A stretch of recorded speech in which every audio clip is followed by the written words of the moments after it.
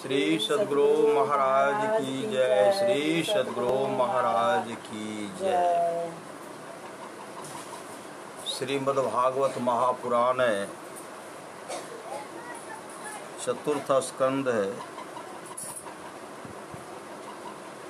अथेकविंशोऽध्याय है। महाराज पृथु का अपनी प्रजा को उपदेश। श्री मैत्रेय जी कहते हैं, विदुर जी, उस समय महाराज पृथु का नगर सर्वत्र मोतियों की लड़ियों, फूलों की मालाओं, रंग बिरंगे वस्त्रों, सोने के दरवाजों और अत्यंत सुगंधित धूपों से सुशोभित था।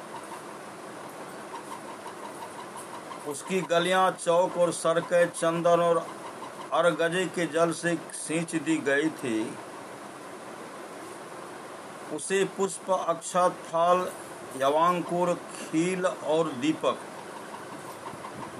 आदि मांगलिक द्रव्यों से सजाया गया था।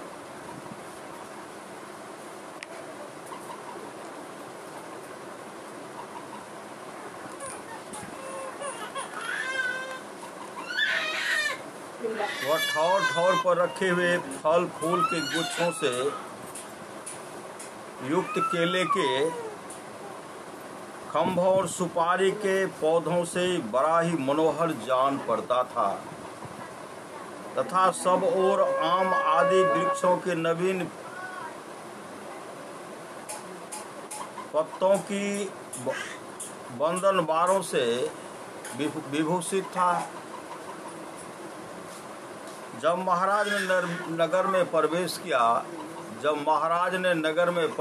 किया तब दीपक, उपहार, अनेक प्रकार की मांगलिक सामग्री लिए हुए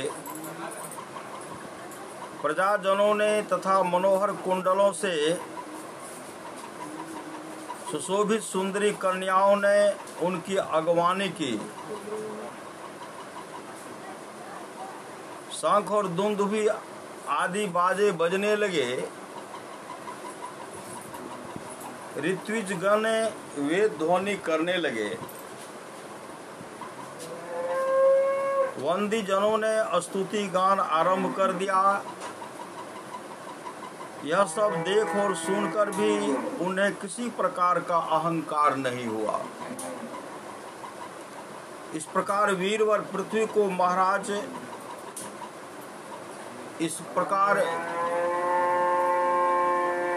वीरवर पृथु ने राजमहल में प्रवेश किया।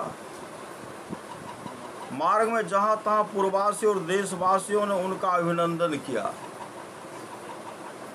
परम यशस्वी महाराज ने भी उन्हें प्रसन्नता पूर्वक अभीष्ट वर देकर संतुष्ट किया।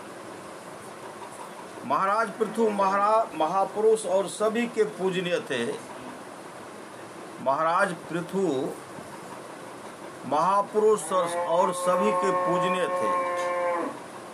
उन्होंने इसी प्रकार के अनेकों उदार कर्म करते हुए पृथ्वी का शासन किया और अंत में अपने विपुल यश का विस्तार कर भगवान का परम पद प्राप्त किया। सूत जी कहते हैं, मुनिवर शौनक जी, इस प्रकार भगवान मैत्रेय के मुख से आदिराज पृथु का अनेक प्रकार के गुणों से संपन्न और गुणवानों द्वारा प्रशंसित विस्तृत यश सुनकर परम भागवत विदुर जी ने उनका अभिनंदन करते हुए कहा। विदुर जी बोले, ब्राह्मणों ने पृथु का अभिषेक किया। समस्त देवताओं ने उपहार दिए। उन्होंने अपनी भुजाओं में वैष्णव तेज को धारण किया और उससे पृथ्वी का दोहन किया। उनके उस पराक्रम के उच्छिष्ट रूप विषय भोगों से ही आज भी संपूर्ण राजा तथा लोकपालों के सहित समस्त लोग इच्छा अनुसार जीवन निर्वाह करते हैं। भला ऐसा कौन समझदार होगा जो उनकी पवित्र कृति सुनना न चाहेगा। अतः आप मुझे उनके कुछ और भी पवित्र चरित्र सुनाइए। श्री मैत्रेय जी ने कहा, साधु श्रेष्ठ विदुरजी, महाराज पृथु गंगा और यमुना के मध्यवर्ती देश में निवास कर अपने पुण्य कर्मों के क्षय की इच्छा से प्रारब्धवश प्राप्त हुए भोगों को ही भोगते थे। ब्राह्मण वंश और भगवान के संबंधी विष्णु भक्तों को छोड़कर उनका सातों द्वीपों के सभी पुरुषों पर अखंड एवं अबाध शासन था। एक बार उन्होंने एक महासत्र की दीक्षा ली। उसमें वहां देवताओं, ब्रह्म ऋषियों और राज ऋषियों का बहुत बड़ा समाज एकत्र हुआ। उस समाज में महाराज पृथु ने उन पूजनीय अतिथियों का यथायोग सत्कार किया और फिर उस सभा में नक्षत्र मंडल में चंद्रमा के समान खड़े हो गए। उनका शरीर ऊंचा, भुजाएं बड़ी और विशाल रंग गोरा, नेत्र कमल के समान सुंदर और अरुण वर्ण, नासिका सुघरू, मुख मनोहर, स्वरूप सौम्य, कंधे ऊंचे और मुस्कान से युक्त, दंत पंक्ति सुंदर थी। उनकी छाती चौड़ी, कमर का पिछला भाग स्थूल और उदर पीपल के पत्ते के समान सुडौल तथा बल परे हुए होने से और भी सुंदर जान पड़ता था। नाभि भंवर के समान गंभीर थी, शरीर तेजस्वी था, जंघाएं सुवर्ण के समान दैदीप्यमान थी तथा पैरों के पंजे उभरे थे। उनके बाल बारीक, घुंघराले, काले और चिकने थे। गर्दन शंख के समान उतार चढ़ाव वाली तथा रेखाओं से युक्त थी और वे उत्तम बहुमूल्य धोती पहने और वैसी ही चादर ओढ़े थे। दीक्षा के नियमानुसार उन्होंने समस्त आभूषण उतार दिए। दीक्षा के अनुसार उन्होंने समस्त आभूषण उतार दिए थे। इसी से उनके शरीर के अंग प्रत्यंग की शोभा अपने स्वाभाविक रूप में स्पष्ट झलक रही थी। वे शरीर पर कृष्ण मृग का चर्म और हाथों में कुशा धारण किए हुए थे। इससे उनके शरीर की कांति और भी बढ़ गई थी। वे अपने सारे नित्य कृत्य यथाविधि संपन्न कर चुके थे। राजा पृथु ने मानो सारी सभा को हर्ष से सराबोर करते हुए अपने शीतल एवं स्नेहपूर्ण नेत्रों से चारों ओर देखा और फिर अपना भाषण प्रारंभ किया। उनका भाषण अत्यंत सुंदर, विचित्र पदों से युक्त, स्पष्ट, मधुर, गंभीर एवं निशंक था। मानो उस समय वे सबका उपकार करने के लिए अपने अनुभव का ही अनुवाद कर रहे हों।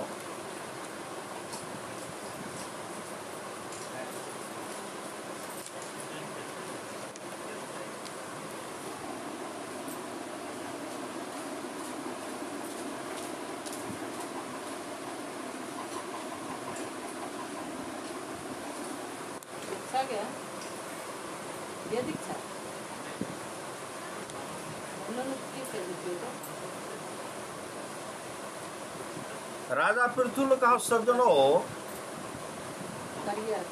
आपका कल्याण हो। आप महानुभाव जो यहाँ पधारे हैं, मेरी प्रार्थना सुने।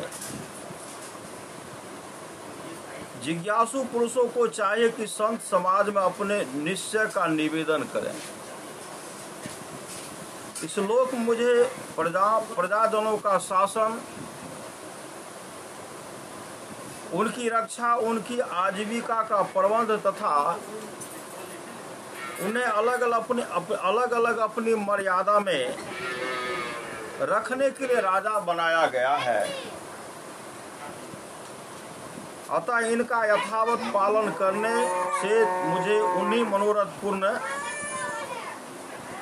पूर्ण करने वाले लोगों की प्राप्ति होनी चाहिए जो वेदवादी मुनियों के मतानुसार संपूर्ण कर्मों के साक्षी श्री हरि के प्रसन्न होने पर मिलते हैं, जो राजा प्रजा को धर्म मार्ग की शिक्षा न देकर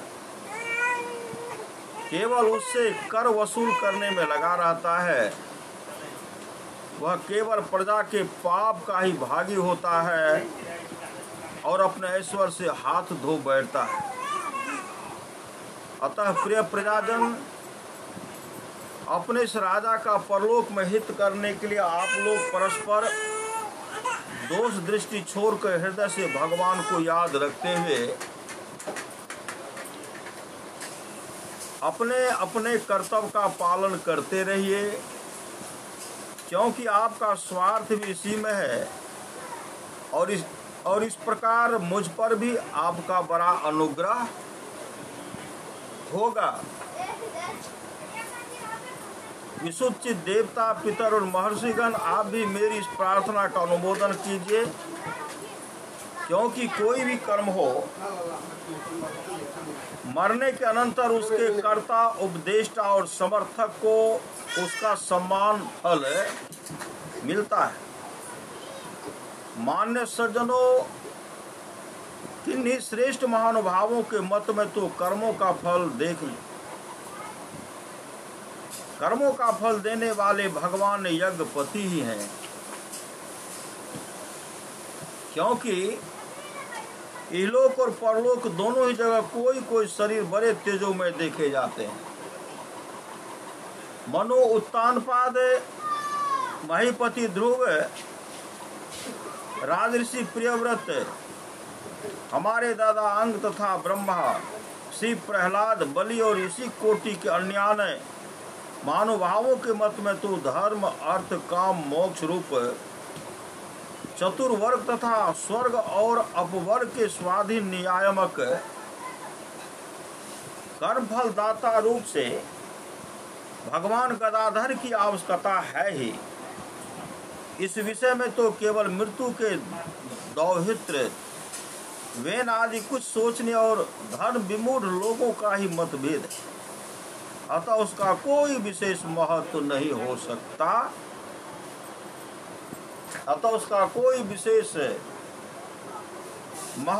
हो सकता। जिनके चरण कमलों की सेवा के लिए निरंतर बढ़ने वाली अभिलाषा उन्हीं के चरण नख से निकली हुई गंगा जी के समान है। संसार ताप से संतप्त जीवों का समस्त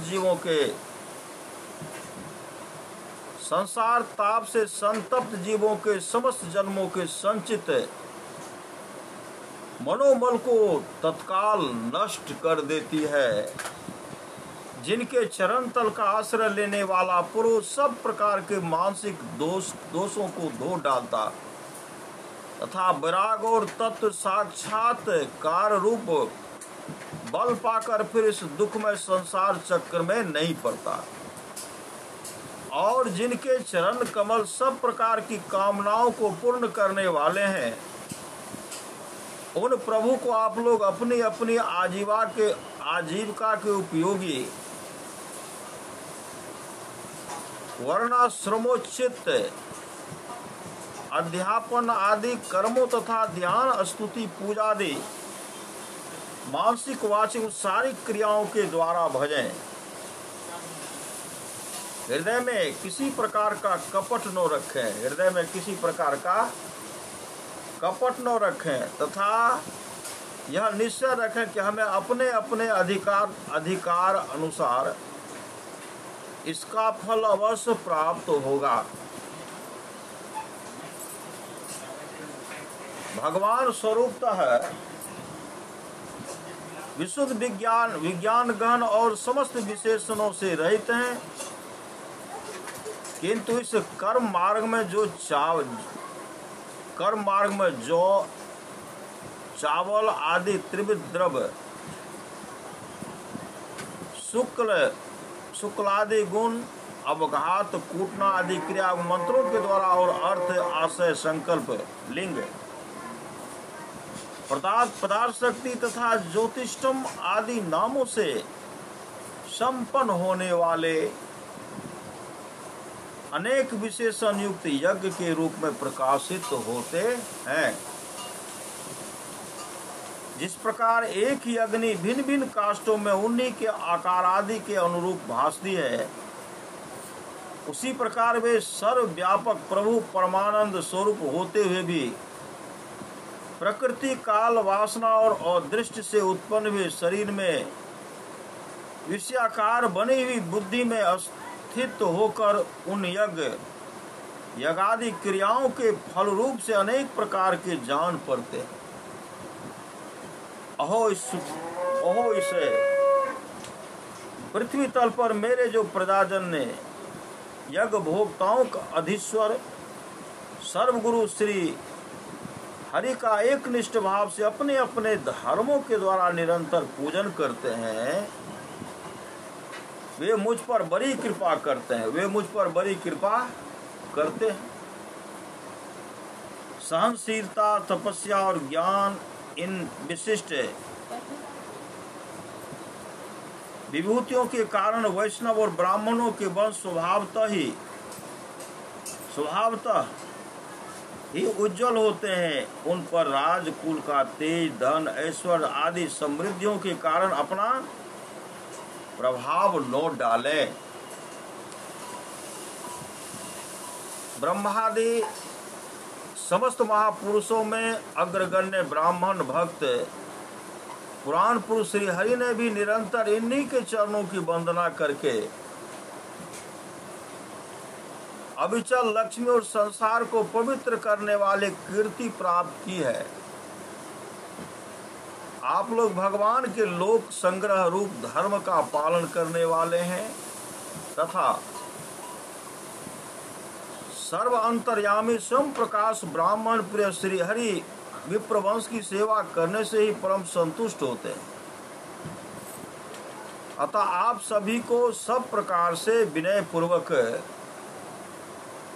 ब्राह्मण कुल की सेवा करनी चाहिए। इनकी नित्य सेवा करने से शीघ्र चित्त शुद्ध हो जाने के कारण मनुष्यों में ज्ञान और अभ्यास आदि के बिना ही परम शांति रूप मोक्ष प्राप्त कर लेता है। अतः लोक में इन ब्राह्मणों से बढ़कर दूसरा कौन है जो हविष्य भोजी देवताओं का भी मुख हो सके। उपनिषदों के ज्ञान परक वचन एकमात्र जिनमें ही गतार्थ होते हैं, वे भगवान अनंत इंद्रादि यज्ञ देवताओं के नाम से तत्व ज्ञानियों द्वारा ब्राह्मणों के मुख में श्रद्धा पूर्वक हवन के पदार्थ को जैसे चाव से ग्रहण करते हैं, वैसे चेतना सुनग्नि में होमे हुए द्रव्य को नहीं ग्रहण करते। सभ्यगण जिस प्रकार स्वच्छ दर्पण में प्रतिबिंब का भान होता है, उसी प्रकार जिससे संपूर्ण प्रपंच का ठीक ठीक ज्ञान होता है, उस नित्य शुद्ध और सनातन ब्रह्म वेद को जो परमार्थ तत्व की उपलब्धि के लिए श्रद्धा तथा मंगल आचरण, स्वाध्याय विरोधी वार्तालाप के त्याग तथा संयम और समाधि के अभ्यास द्वारा धारण करते हैं, उन ब्राह्मणों के चरण कमलों की धूलि को मैं आयु पर्यंत अपने मुकुट पर धारण करूं, क्योंकि उसे सर्वदा सिर पर चढ़ाते रहने से मनुष्य के सारे पाप तत्काल नष्ट हो जाते हैं और संपूर्ण गुण उनकी सेवा करने लगते हैं। उस गुणवान, शील संपन्न, कृतज्ञ और गुरुजनों की सेवा करने वाले पुरुष के पास सारी संपदाएं अपने आप आ जाती हैं। अतः मेरी तो यह अभिलाषा है कि ब्राह्मण कुल, गौवंश और भक्तों के सहित श्री भगवान मुझ पर सदा प्रसन्न रहें।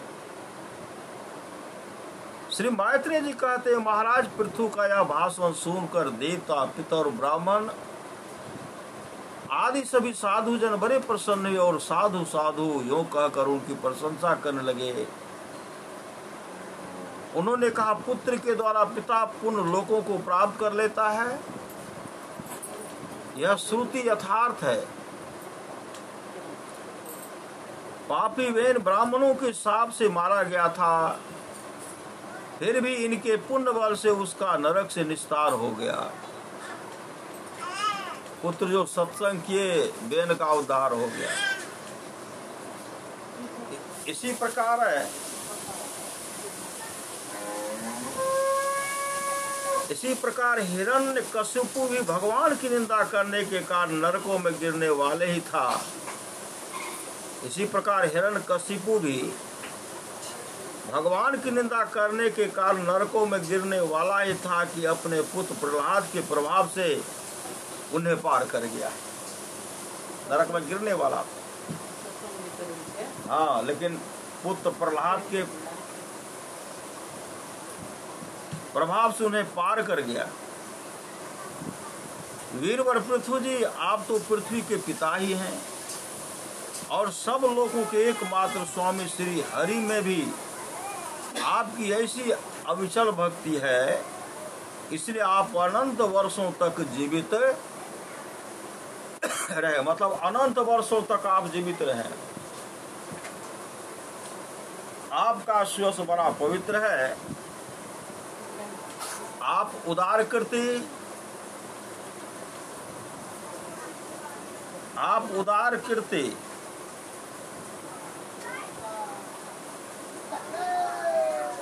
ब्रह्मण्य देव श्री हरि की कथाओं का प्रचार करते हैं। हमारा बड़ा सौभाग्य है आज आपको अपने स्वामी के रूप में पाकर। हम अपने को भगवान के ही राज में समझते हैं। स्वामीन, अपने आश्रितों को इस प्रकार का श्रेष्ठ उपदेश देना आपके लिए कोई आश्चर्य की बात नहीं है, क्योंकि अपनी प्रजा के ऊपर प्रेम रखना तो करुणामय महापुरुषों का स्वभाव ही होता है। हम लोग प्रारब्धवश विवेकहीन होकर संसार अरण्य में भटक रहे थे। सो प्रभु, आज आपने हमें इस अज्ञान अंधकार के पार पहुंचा दिया। आप शुद्ध सत्यमय परम पुरुष हैं, जो ब्राह्मण जाति में प्रविष्ट होकर क्षत्रियों की और क्षत्रिय जाति में प्रविष्ट होकर ब्राह्मणों की तथा दोनों जातियों में प्रतिष्ठित होकर सारे जगत की रक्षा करते हैं। हमारा आपको नमस्कार है। श्री सद्गुरु महाराज की जय। इति श्रीमद् भागवते महापुराणे पारमहंस्यां संहितायां चतुर्थ स्कंधे 21वाध्याय है। श्री सद्गुरु महाराज की जय। श्री सद्गुरु महाराज की जय।